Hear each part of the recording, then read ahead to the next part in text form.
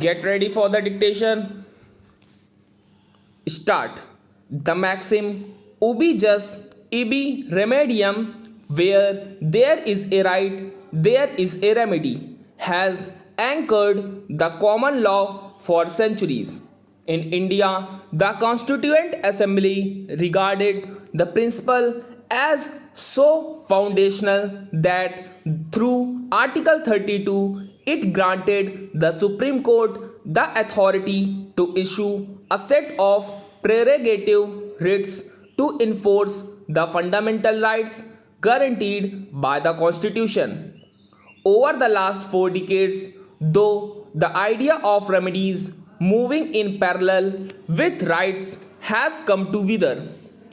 In this period, the Supreme Court has enunciated a number of rights which it found ought to be manifest on a proper reading of the Constitution.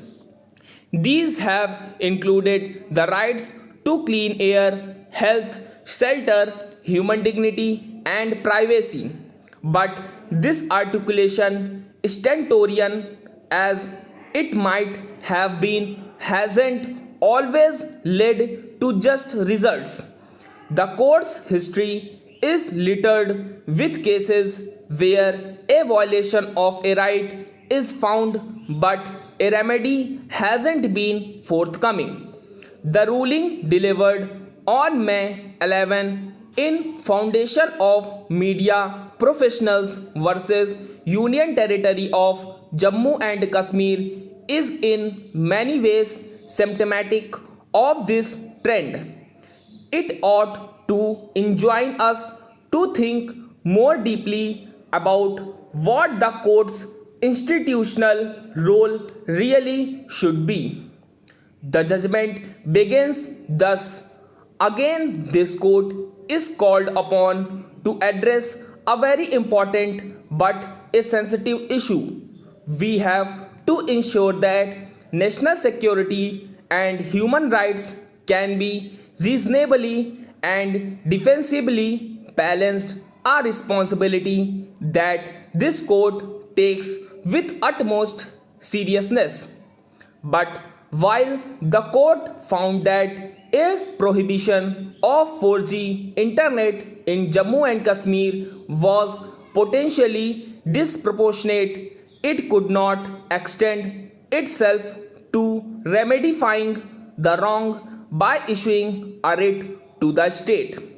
What it did instead was to relegate the decision making to a newly formed committee comprising officials from the executive.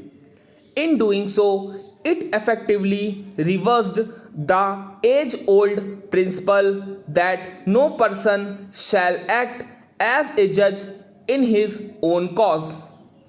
What was the reason for the court's dithering? The answers are hard to find in the judgment. The Constitution and the debates that went into its making are clear on what the judiciary's role ought to be. It is meant to act as an independent check on parliamentary and executive actions. But the court remains mired in a vagueness of purpose. When must it strike down legislation? When must it show defense to parliament? Do social welfare measures demand greater defense than ordinary criminal laws? Should the level of scrutiny of executive actions be higher than that employed in testing statutes? Under what circumstances do executive acts call for special respect?